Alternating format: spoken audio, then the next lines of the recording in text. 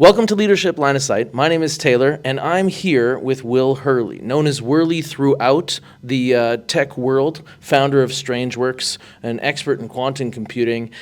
The thing that I'm most excited about is we're sitting down 24 hours almost exactly from when you rocked South by Southwest yesterday. Yes, that is true. Yeah, so that's something that is really incredible. This was something that was kind of a special event for you because obviously you've spoken many, many times.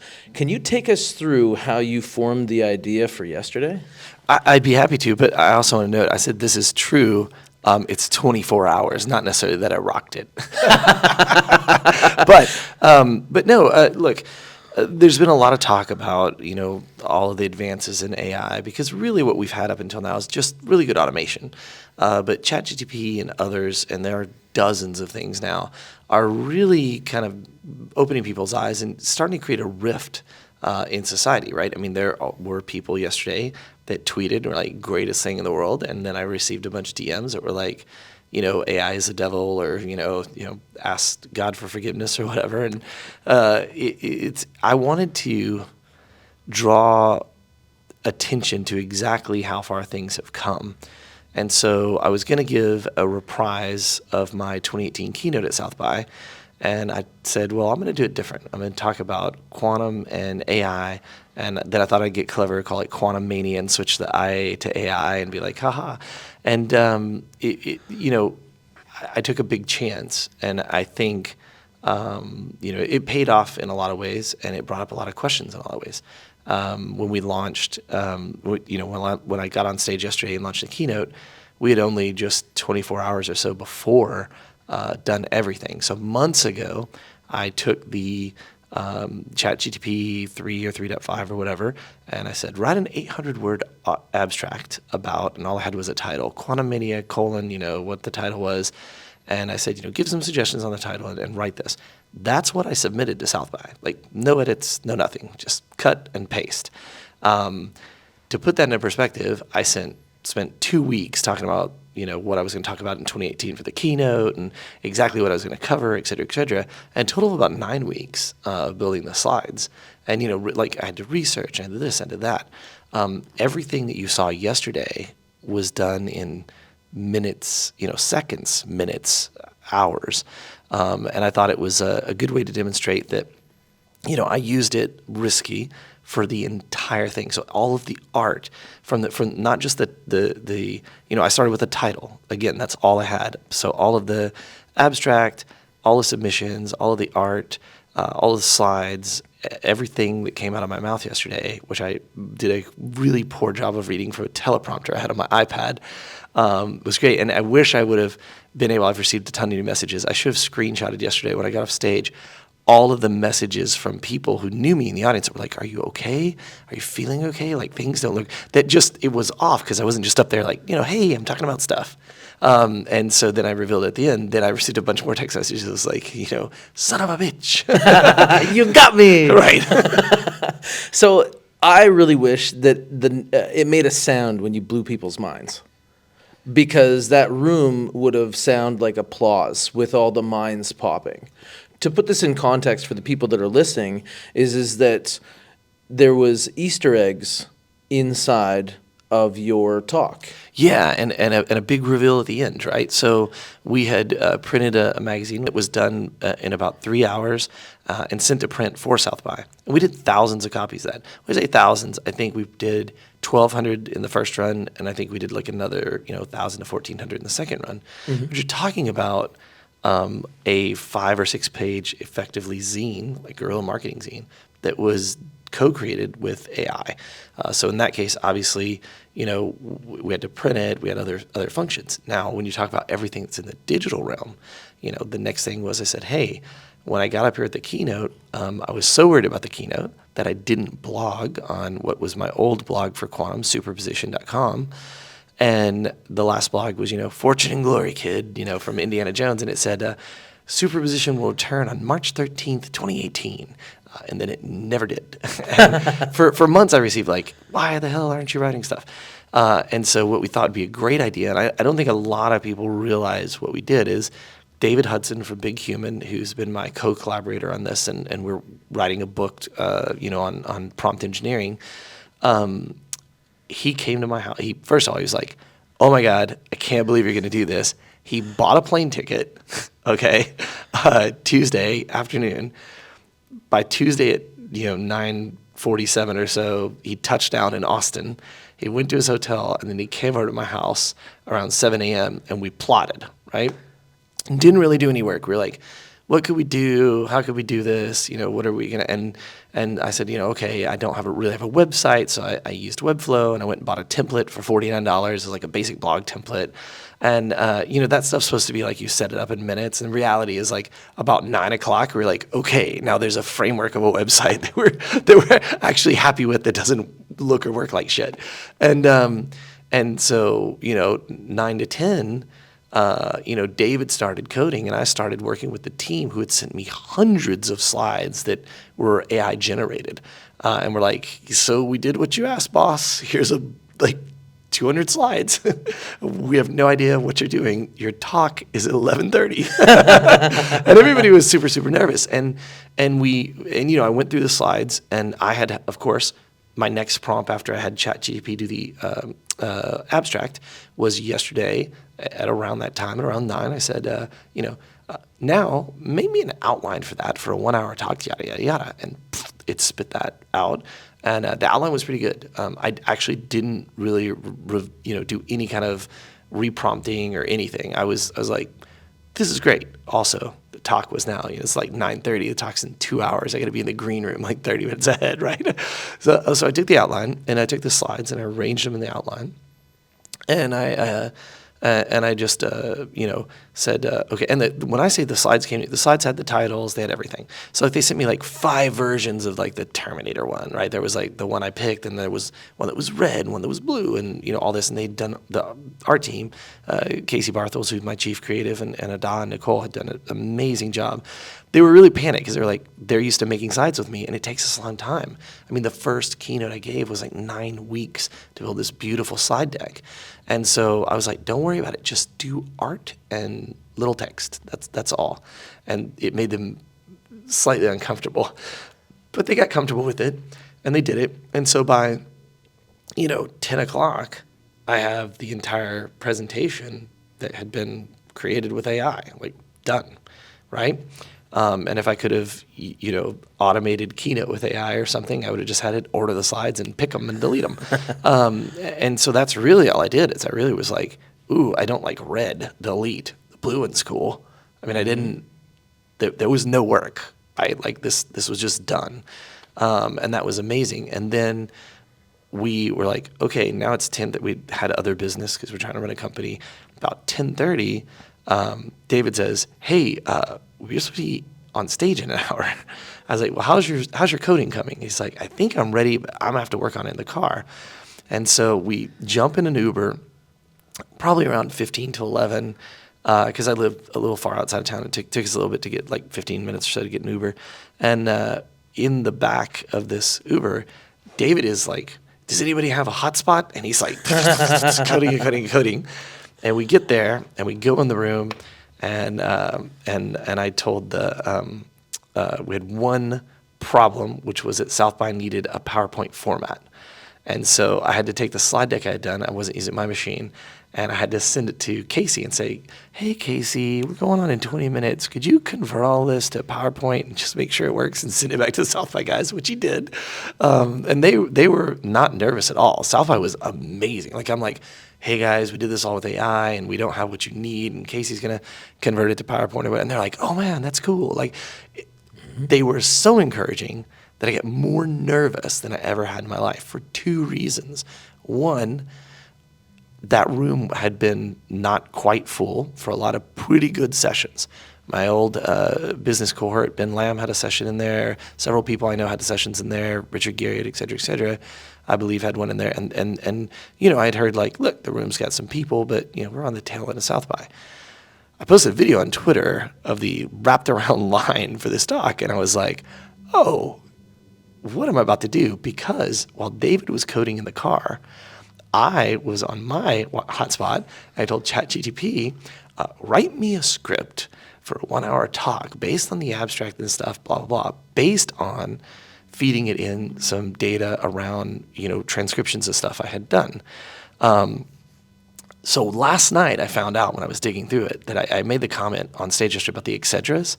If you go back in my speeches, back in time, the stuff I translated, I used to say that a lot, apparently. So it's not on ChatGPT 4, it's on me. And I guess that's the thing I left out is ChatGPT 4 got released. And I thought, well, I mean, why not? If we're going to do it, let's go all the way. I got 17 minutes left. Right. So, and then I had bought a teleprompter app. And so I just cut, paste, here's a teleprompter app. And I walked on stage with the iPad, and I basically did my best to read from it. And that was out of all the technology in that stream, the teleprompter app was the biggest problem. And it was because they move at one speed. There's no variable. And so I found it was moving a little fast. So I was going through slides a little faster than I wanted as a presenter. So I was scrolling back or moving up and losing my place a number of times. And then I did something horrible for the audience, which is I kept saying, like, it would say that and I'd say, like the love my blog part. I'd say, love my blog. It's like, remember that. So for the big reveal. And but those weren't for you. Those were for when I get the video, I can go back and look and look at the script and look at all that and be like, okay, that's a part where I could have told the prompt, like, don't use, etc. Right? I could have done a better job. But again, the idea was to be like, I told my team just literally hours before, like, I don't have a presentation. And this is a big one for us. Like, we're closed a new round we're going to announce next week. And the investors were in the audience. And they're like, this is a really big one for you to just kind of like be like, all right, technology, AI, take the wheel, right? Yeah. But that's what we did. And it worked out great. And it went a little fast. But what was interesting is I got more questions out of this presentation than I think I ever have. So on the screen at South by, I'm seeing on the monitor the questions pop up. And then I got a little request that was like, hey, can you do Q&A? And I love doing Q&A because I want people to get something out of spending 45 minutes listening to me or whatever. And so I was live on stage. I'm like, okay, now I'm going to read the teleprompter a little faster and try to manage the timing to manage it down to, say, 15 minutes or so for a Q&A. And we did. And we answered all of the questions that were in the system, except, as you probably remember, there was a point where I go, okay, guys, stop asking questions because we're not going to get to all of those questions. But it turns out, and I'll be blunt, it's a really interesting way to look at it, right? Did the human fuck it up because I suck at reading off a teleprompter? So what we learned yesterday was my first time ever. I'll never have a career in newscasting. and then, and would if I done everything AI and just let it do it, would that have just been one of the most, just the voice of God talking over the slides? Would that have been, like the perfect, flawless presentation on, these two very complex topics of quantum computing and artificial intelligence? Well, that's the thing that I found as watching that presentation to be amazing was, one, watching you divide your bandwidth, to do the timing, to see the questions, to be making notes for yourself afterwards, right? You can see how much you want to reiterate. Yeah. Right? Or maybe I should care more about the audience because I'm just like, I'm making it sound like, you guys remember that. It's really for me, just making those notes. because I plan on doing something even bigger and better. And we've already started. So, we didn't talk about it, but you said there were these Easter eggs. Well, one was the publication. So so there was the magazine, but then on the blog, and this is where we come back because I kind of didn't get into the detail, what David Hudson was doing in the car was finishing some programming to tell ChatGPT 4 to write blogs from that March 13th date in 2018 using my style all the way through yesterday to have an article. And so when I said that about the blog and held it up, he literally had published like the 240th or 50th blog in that hour, which is when we ran it. And it had just finished. He looked at me when I was doing the magazine, and he was just like, uno momento, and click. Because we went from the back date to the front, he wanted to have a couple articles for that day. And so he gave me a thumbs up, and I talked about it. I showed you guys the iPad. I was like, here's the blog. And I don't know why I did that, because it's freaking tiny. I'm like, hey, 600 people, look at my iPad. Probably not the best. I should have figured a way to hook it up to monitor or something. But think about that. Hundreds of blogs written historically based on criteria that we gave it, which we will be sharing in the book and stuff, on what's trending when historically and this and that, and what I covered previously and how I wanted to talk about it, and these kind of summation posts of what I talked, 300 to 500 words or so. But it did that while I was talking, or rather narrating, to all of you in the audience. That blows my mind. And what we're doing today is, if you go to whurley.com, I just ripped it all down. Wow. And the reason I ripped it all down is we thought, we should do all of this over, but learning a little bit from yesterday, in like 10 languages and with more proper formatting and spacing and some other stuff. And so as we were taping this interview, David had just finished modifying his script. He's now working on us to get the Webflow part of it ready to catch it all, which Joel, who's another collaborator of ours working on this, is doing right now. So you have little emoji flags, and you click on the flags, and that takes you to a homepage in your language with all the blogs in your language, all the stuff, which is kind of mind-blowing. And we're still going to go back in time to 2018, but we're going to try to do maybe as many as 3 posts a day from 2018 for the weekdays all the way through to today.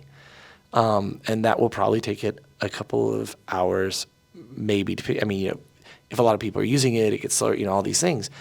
But let's say it took a day. Let's say it took 24 hours. Let's say we hit go when I finish this interview, it starts going, and then at noon tomorrow, it's written 3 blog posts every 5 days since March 13th, 2018. Mm-hmm. That's something that's You just astounding. Can't compare that to anything. And the translations are pretty flawless. Now, I don't know. We're going to do Arabic now. And now we're like, oh, let's really push the limit. So we're doing Arabic and Japanese and Chinese. So we've got some friends we've been sending messages to this morning. Hey, we're going to do this thing. When we do it, could you just take a look and tell us, how does it sound? And then, we're doing some interviews this afternoon. And what we're going to do is try to get them to hold them till tomorrow if we can. Mm-hmm. But maybe they'll come out this afternoon. Maybe we'll start by going backwards in time instead of forward. So it's just this amazing time to be alive and think about what you can do with these tools. And it creates an issue around people worried about their job if they're a writer or a lawyer or things, especially that are just text manipulation jobs in a way, or even artists or musicians. And so I think the point of yesterday was to kind of open a conversation around the future and open a conversation about, wow, that entire presentation, because as far as we know, nobody has ever done anything like this worldwide, period. And we did research it. So I told my team about 2 days ahead, I want to see if anybody's done stuff. I as a research project, I didn't tell them, by the way, tomorrow I'm going to ask you to do it. And so that was the funny slide at the end, was them with all the "this is fine" on fire behind them graphics on Zoom. Because when I told them, they were like, well, I was like, let's do all of this. And okay, it's funny, like our boss is weird. And then I told them, and you saw their expressions, right? And I took several screenshots of their expressions. I'm like, hey guys, show me your I'm not actually scared face, or show me, and now they're on cloud 9, right? Yeah. I obviously love the attention it got. They love the reviews, which are predominantly positive, 98%, I'm sure, if I were to take a guess. There's been some great news articles out this morning already about it, and there'll be more stories about it that are bigger and potentially falling in next week. Mm-hmm. But I wanted to open this conversation of the tools aren't evil. And I thought back, preparing to talk to you today about Socrates. And Socrates said, writing is kind of the end of truth. And it's just going to be, everybody's going to forget everything because they don't have to remember it. They're just going to write it down. Mm-hmm. And turns out he wasn't wrong completely, because if you look at our modern society, how many things do we not even, whose phone number, when I was growing up, I had to remember every phone number for everybody I'd want to call, right? Or have it on a sheet of paper or something. Whose phone numbers do you remember? You don't. Just like, you got your phone, you're like, hey Siri, hey Google, call these people. But I thought about that. You'll need to unlock your iPhone first.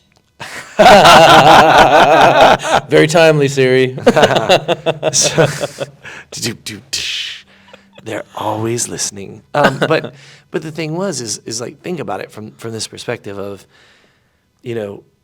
all of the technological changes that people feared, whether it be the car or the ATM or whatever, throughout history, we're about to have step functions, the orders of magnitude of change that nobody sees because it's cute. Because I have it write a poem for the girlfriend, or have it do this or that or whatever. And it's like, shit is about to get real with technology outpacing regulation, technology giving a rise to something that I'm trying to coin this phrase. So hopefully if any of you edit Wikipedia, somebody will do that, because I don't know how that Wikipedia page exists or who puts what on it. The most random shit on there sometimes. But it's what I call the rise of the non-creative creative class. And what I mean by that is that, when I used to run Chaotic Moon, over there with Ben and Mike, we would have people all the time. You'd be somewhere, somebody like, man, I wish I knew how to code. I have the best idea for an app. You've heard this, right? Or if I could only draw, or whatever. And I thought, well, now all of those people who just had ideas, they don't need to know how to code for a lot of things. They don't need to know how to make art. The art in those slides, I thought, was gorgeous. Yeah. And nobody did it. Can you describe what you want? Because description is the new language, right? So it's not going to be Java or Python or whatever. You'll say, oh, I want you to do it in that. It's not going to be oils, pastels, whatever. It's going to be, oh, I want you to do it like that. And the programming language of the future for these machines, and potentially even for human minds, is going to be conversational, and it's going to be descriptive. And it's going to change the economy, because some of those people, because I've talked to 100,000 of them, I've talked to one, have some really terrible ideas. I mean, just being honest, okay? And others may have a really brilliant idea, and they didn't know how to code, and they didn't know how to do the art, and they didn't know how, and now they can do it with the assistance of an artificial intelligence and produce a work product far beyond their talent. And artists and musicians and other people feel this. Filmmakers, they fear this, right? And I'm like, well, does it replace storytelling? How does it affect storytelling? Does it replace, the fact that, there's sites I'm using right now that I'm editing videos with, where I would have had an editor edit those videos? And you know what? It does great. It does exactly what I need. Are there edits fixing things in post? There's several AI things that will fix things in post for you, stuff like that. So it's just a really interesting time to be alive, and I think it's really important that we don't shoot down these technologies or advancements, and we don't also hand over everything to them. But we have a nice, balanced conversation about the unintended consequences of some of these things, because I can tell you right now, I know a ton of writers who have lost work in the last 2 months because they're writing blog posts for somebody or whatever, and so they're like, well, I pay $20 a month for Chat GPT, and I pay you $20, $50, $80, $100 an hour. And you write one thing over 3 hours, and I pay, $60 to $300 or whatever, and I pay $20 a month. I just go, write me an 800-word abstract for talk at South by, and it's there in seconds, and And so what I would encourage people to do is think about this from the aspect, and I think we touched on this on stage yesterday, of time. We can make more technology, we can make more money, we can make everything. The one thing no human can produce is more time. And so, I would still buy a piece of art from an artist. I wouldn't want a Chat GTP thing, it's not interesting to me. But if that artist used Midjourney or DALL-E or something like that to prototype like 800 things and get the ideas out of their head and be like, oh, like a lookboard, right? Or a lookbook, and then said, okay, and then painted it or sculpted it or whatever, do I value that art any less? No, because I'm valuing that person's time and what they're doing, and their creative talents and their interpretation of these things. And I don't care if they used AI to get to an endpoint or not. I don't want to buy the AI art. I want to buy it from, Domingo, right? Like, that's the way I believe that it really looks in the future. In the immediate futures, it's not like, everybody stops doing so. Now, writers, lawyers, people that their jobs are primarily text-based, very different thing. Because do I care if ChatGPT wrote a legal contract for me or my lawyer did it? Nope. I just care that it's legally solid and I'm not going to have any problems or kickback. And if I could do that for $20 a month, I was going to say an hour, it's not even an hour, it's $20 a month, I would do it all day long. Research assistants. I was been looking for research assistants. About 3 months ago, I thought I found one. They took another job. I wasn't quite ready. I couldn't really get to the interviews and stuff.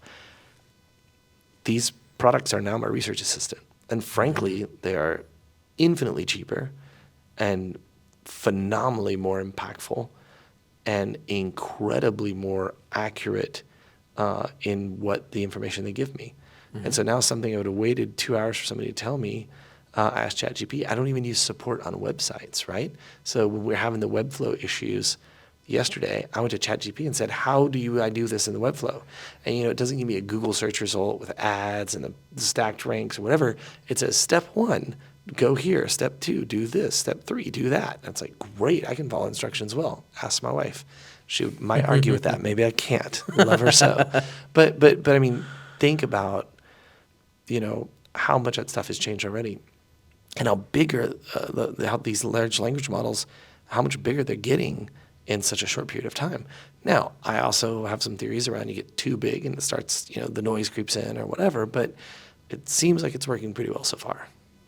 I want to unpack that a little bit because there's a couple of things that I really want to grab onto, like the ability for people that aren't using a cell phone to function in today's society. Like that's something that we've seen go from technology to like anatomy almost. Like your phone is your fifth or your third arm kind of thing, Yeah. right? And now when you think about calling somebody to get a ride that doesn't actually have a cell phone versus like an Uber where there's location tracking and That's so right. on, it sounds ridiculous to use the alternative. Yeah, well, But- think about that. You're talking about that. Pardon the interruption, but talk about it. You have your first brain. And now our big thing in health is your gut is your second brain, right? Agreed. Now you have a third brain, and that third brain is artificial intelligence, which augments those. And the script that was written for me, I can't say I said this on stage, but in the script there was that comment on kind of this digital divide being an actual digital divide, the people who have access to the AI and the people who don't, because it's immensely powerful, right? So I mean, I think it's a very good point to unpack. Is my point. Well, when we look around us right now, everything that we see with our eyes started in the mind of someone else. Mm-hmm. And so I think about the acceleration of that, and you're talking about all these bottlenecks, like the waiting for a lawyer, waiting for a research assistant, and these bottlenecks are open. So Right. I think that a lot of people miss the beauty in that, is that if we value all of these things that have come out of the minds of others, now those others are going to be teaming up, like the best writers teaming up with chat should be able to reach through to the humans on the other side in ways that AI can't yet do on their own. I mean, we should do an experiment. So I've been using ChatGPT to do emails for a while. So I think when your email box gets full, it doesn't get full. It's like if something breaks in a supply chain, it starts backing up. And what I usually find, I think people just won't admit this, is that you sent me an email and I really don't want to answer it or don't know how. I'm trying to figure out what I should do. I take that email and I say, write a funny, witty, serious, whatever response, blah, blah, blah, blah, blah, and it puts it and it does it. And I've been sending it to people for a very long time. Mm-hmm. None of them are any wiser about that. And so you say that, and I agree with that point in a lot of areas, but, if I started a chat with somebody brand new on text and used only ChatGPT, I think it would be extremely hard for them to discern whether it was me or not. Yes. I find that I shorthand too many emails where I'm just like 2 sentences, and I'd like the other people to have a better experience. It's more of than me. I give people. Like, done, thanks. And so I fire the same thing into ChatGPT, and it writes me like it's weird to use the robot to be more human, but it But it is the brings up a effect. lot of interesting questions. Well, so this was something that is a long time coming, and I find that that's the case in tech. Like something gets announced, and everybody's like, "Oh yeah, this is this, and this is that, and it's going to be available next week," and then we sit for years, right? And then all of a sudden we hit this tipping point. Now you were talking yesterday about the fact that we are there now. Yeah, I believe that 2023 is probably the closest to 1963, or as I said yesterday, because I think the script said 1959, 58, 59. I can't remember what it said, because again, I suck at teleprompters and memory. But I think it was 59. Jack Kilby invented the integrated circuit, and so it used that date, which is fine. But often in speeches that I give, that I have written myself without any AI, I give the example of 2023 is 1963. 1963, that integrated circuit had already been in the calculators and stuff, starting to branch out. That led to this slow technological evolution we've had to the computers we have today. Okay.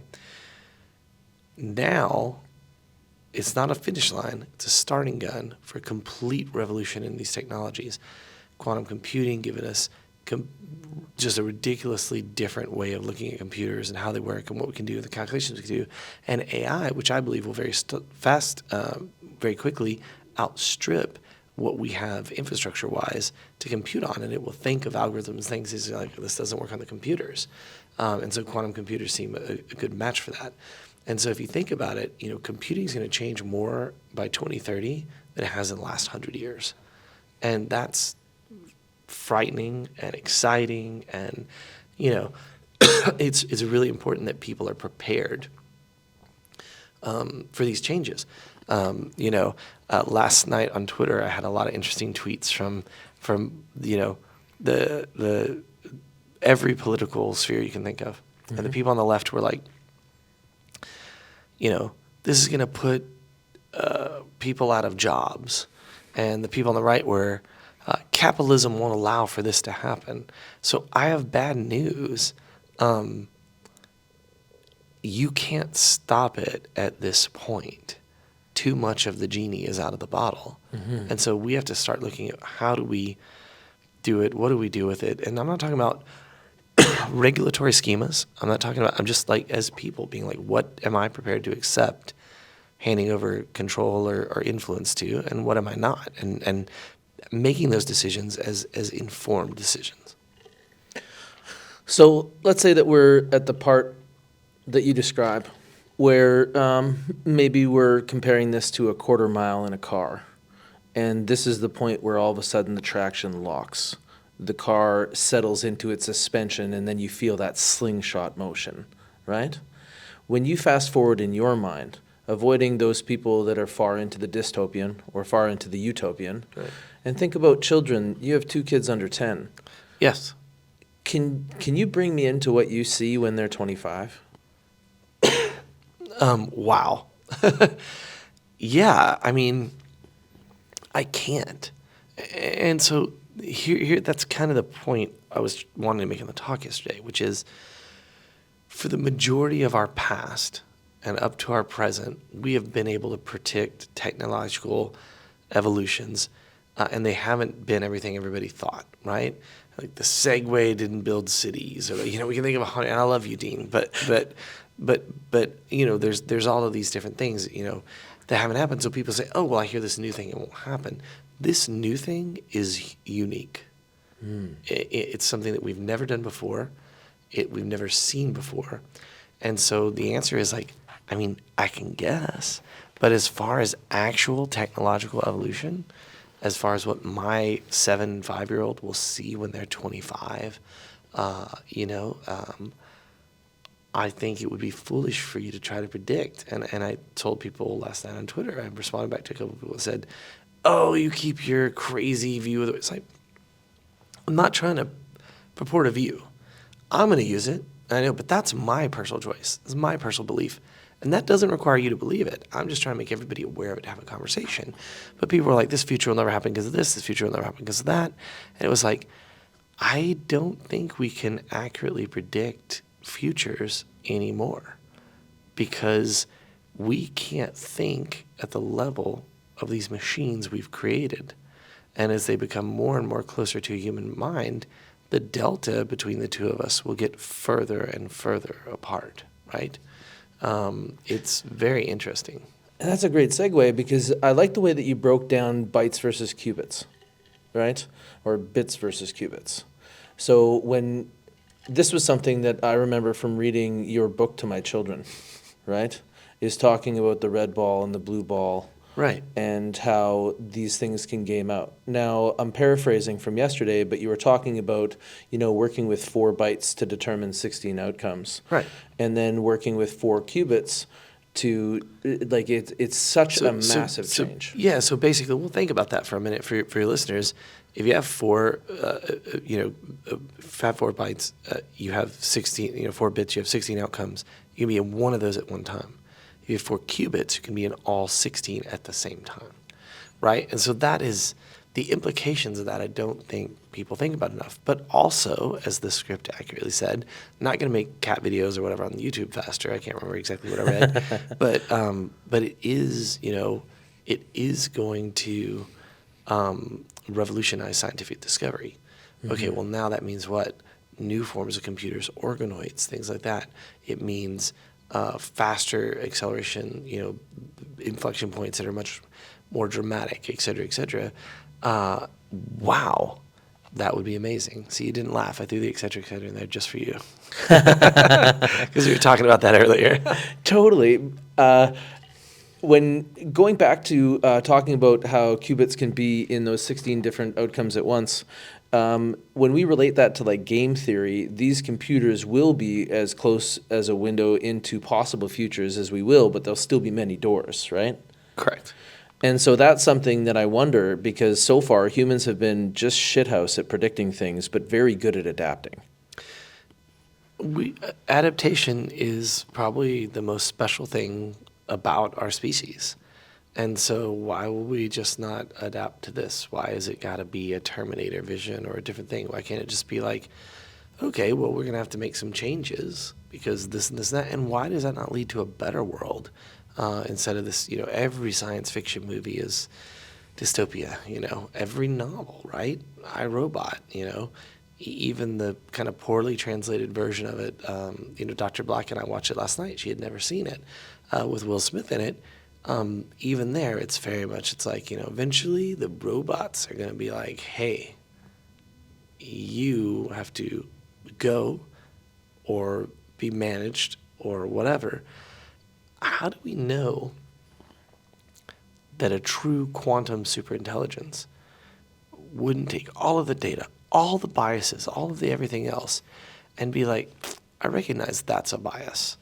And I'm an objective machine, so I'm not going to have a bias. So I'm going to know about that. I'm going to know that this is a bias of these type of people or whatever, but I'm not, humans, but I'm not going to do that. How do we know that it won't make up completely new things, right? Will AIs eventually make their own languages? Will a machine, as in the movie last night, have the ability to have dreams, et cetera, et cetera? There's just a whole world of things that are going to happen. And again, I'm not saying like these are all happening tomorrow or these are all happening for sure. I'm saying the implications of what we're seeing, both the advances in artificial intelligence and the advances in computing, they bring a lot of questions to mind. And also some amazing answers. When you think about the possibility of AI in team with quantum computing to be able to curate our knowledge base as a species, and the example I like to use is what about curing cancer? Nobody likes cancer. Yeah. Not one person says, geez, even the doctors who get paid to deal with cancer don't like cancer. So, what if AI could explore that problem space, those molecular compounds, and run that on a quantum computer and do it at a speed where it would take cancer researchers hundreds of years to have covered that much ground. And it's not important that it finds the answer to me. it's important that it shows us everywhere we shouldn't be looking for answers. Because right now we just kind of blindly wander through the dark looking for solutions when it comes to a lot of these more molecular, more chemistry-based problems. And it doesn't say we don't do it with some pretty good educated guesses or information, but what if we could say, look, there's a billion ways that you could cure a specific cancer, because that's how it would need to work. And then you say, oh, okay, we now know that 999,999,900 don't work, right? Billion, yes. So think about that. I mean, think Finding of the all the cost dead savings. ends. That's right, and eliminating them so that researchers can focus on only the things that might actually pan out to be a real solution. So this is dear to my heart. As part of the team at ARIS-MD, we very much are on the mission to battle cancer, on the mission to save people from medical error.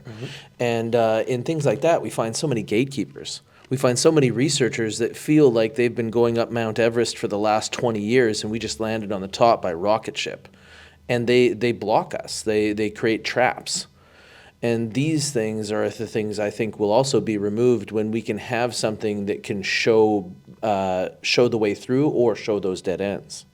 Well, this gets into the question of, IP and licensing and patents and stuff of like, hey, if you write something with ChatGPT, is that breaking a copyright because it learned from the internet or a piece of art or whatever? So this is what I'm saying. This is why we have to start this conversation, and I'm interested in hearing everybody's pro and cons, which I think is what makes me unique. Is like I'm not saying like this is the thing, outside of it's happening now all around you, whether you want it to or not. But I'm interested in hearing all these different viewpoints. But maybe there are things that need to be changed in the copyright system or the patent system. Maybe there aren't. Maybe the changes are to limit AI. Several companies, several schools, et cetera, banned it. So, okay, so the kid uses it at home, or none of that makes sense. Or maybe it's something completely different that we don't know.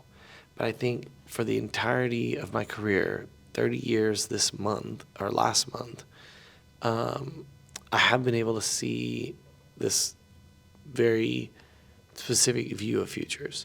And it's why I've been successful. I'm able to, know that Steve Jobs can come out with the iPhone, everybody's going to laugh, but, there's a diabolical plan and he's going to be, it's going to be just iPhones, right?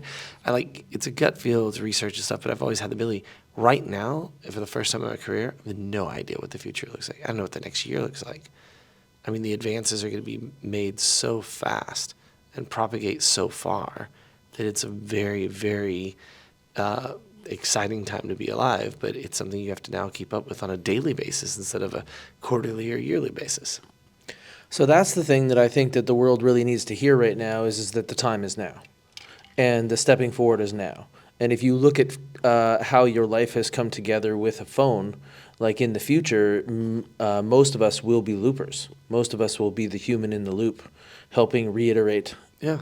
And working with those computer players, I'm so excited for the gamers, right? They've been working with computer partners and against this kind of almost like machine learning. Right. So they see the edges of the machine. Like one of the things I noticed with TikTok is because I have a marine fish tank, it knows I like fish, but it can't tell the difference between keeping fish and fishing, which is a little unnerving. You got a lot of fishing TikToks. Yeah, but it's very different when you look at it from those two aspects, the people that Absolutely. are interested in eating fish versus the people that are interested in keeping fish. These things are going to be like when you see the machine blink. You noticed it yesterday when you were delivering your speech, and I noticed it in being around you because I'm an audio prime. I pick up speech patterns very well, and you are a very passionate person. You do use the word love, maybe more associated with people and ideas. Yeah, not and my then blog. it said, that you loved your blog. Yeah. And that was neat because it was like seeing the machine blink, right? Yeah. There were little moments yesterday where you could see, the interaction between me and the machine, really, right? Mm-hmm. It came through in that script. But it was super exciting. Yeah. So a lot of the time, or right now, we see that the world is kind of has this window open for AI. And I feel as though this gives us a better opportunity to talk about quantum, because before, quantum was like almost too far a reach for most people to grab onto. Yeah. And now, are we saying it wrong in saying that AI is the keyboard to quantum computing? So, yes and no. So, I believe that as we get to machines of millions of qubits, we won't program them. And AI will be that keyboard, and it will program them for us. We'll program by saying, I'd like to find a molecular bond between blah, blah, blah, for yada, yada, for whatever. And they'll say, oh, that's great. And it'll run off and figure it all out, and the AI will learn about it, and they'll write some gates or whatever and try to do that.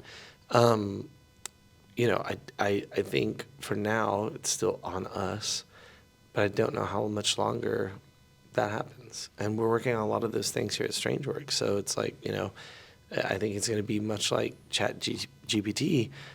They already have, OpenAI has been around.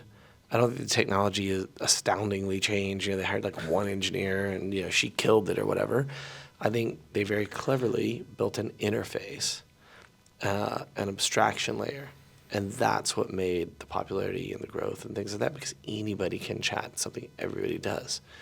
And so, yeah, I think it's a really, it's just going to be a damn interesting time to be alive.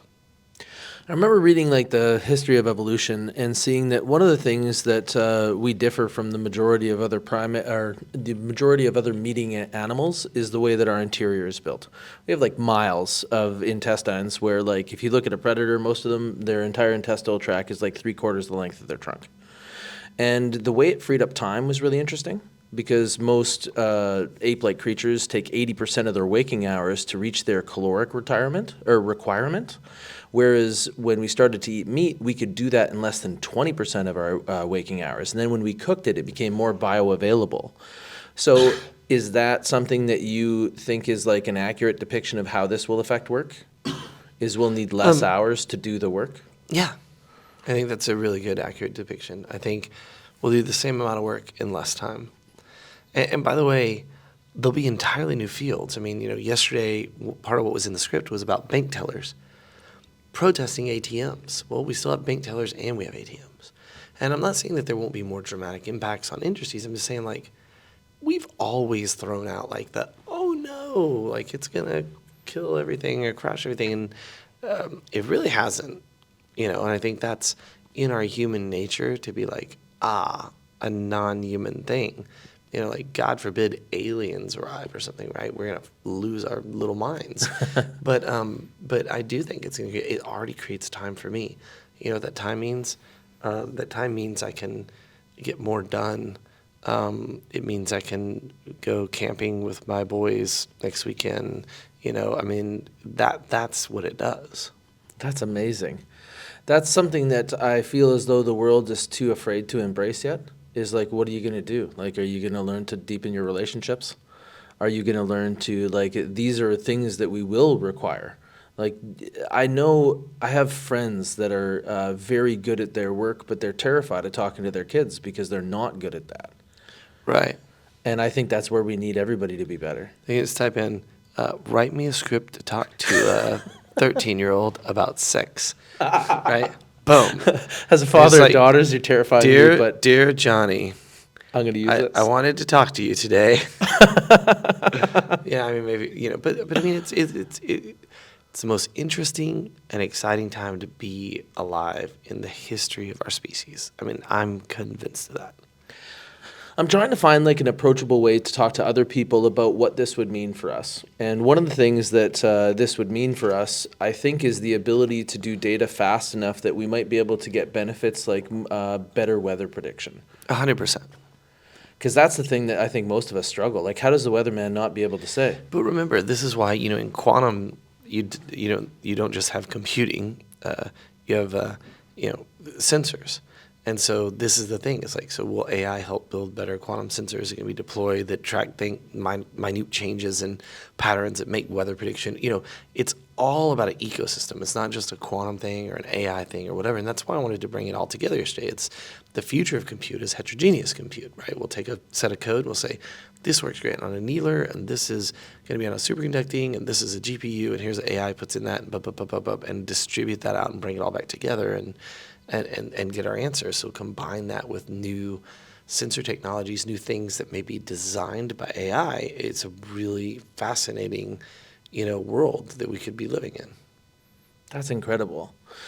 As we start to close, I wanted to get your thoughts on, for those young people that are coming out or leaving school, as so many of them do, is to there's so many people in their 20s that are like, how can I be part of this, right? Do you have, do you remember that time? And you got deep. You got where so many people would love to be, where you're at the leading edge, or the bleeding edge, as we call it in technology. Is there a are you calling to the future you to join in here? I mean, look, it's so easy for everyone to dive in. IBM has a ton of trainings on how to program quantum. Microsoft has a ton of trainings, right? We built a training with the Linux Foundation that's free for people to understand how it all works. Same thing with all the AI stuff. Same thing with other areas. I think, in the script, it gave a really weird example. But it was basically how when I was a kid, I had to do all this stuff. And now you just, credit card, swipe. You don't even have to swipe it. Put your finger on your Mac. It's like, boop, you bought that. You have a computer. You have more compute power from Amazon, rather AWS, Google, Microsoft, or whatever, than entire countries had 10 years ago. Like a 13-year-old could have that, right? So diving into the bleeding edge used to be hard. You had to be connected. You had to be able to have some vision.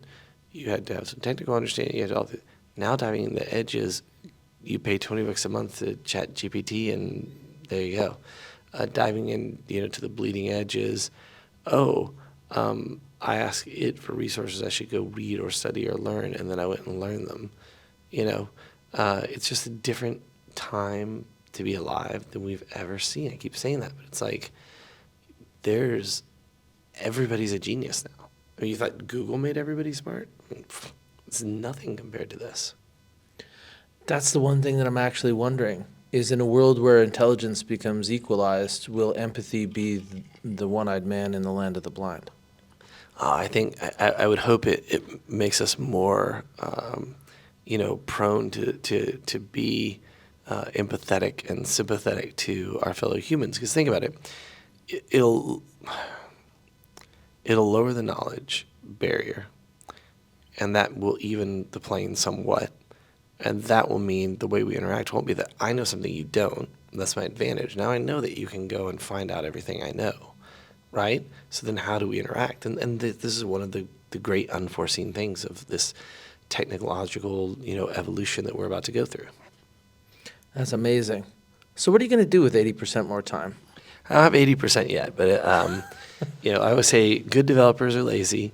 Great developers are really, really lazy, and extraordinarily good developers are unbelievably lazy. So, I would love to sleep till 9 every day, take about an hour walk maybe while I do some phone calls or think about the books and stuff I'm working on, and then start my day. That's not going to happen, but the guy can dream, right? As you should, and thank you so much for sharing your dreams. Well, thanks for having me. Yesterday, watching what you did and watching how you beforehand basically crafted a ride for us. That was something that I think I will never forget. Well, thank you very much. I appreciate the kind words. I really appreciate you sitting down with me today. Thank you so much. You're welcome. This has been Leadership Line of Sight. I'm here with Will Hurley, and my name is Taylor Hack, and we really appreciate you joining. I definitely think that you should find Whirley everywhere online and know that here at Strangeworks, they're building the future.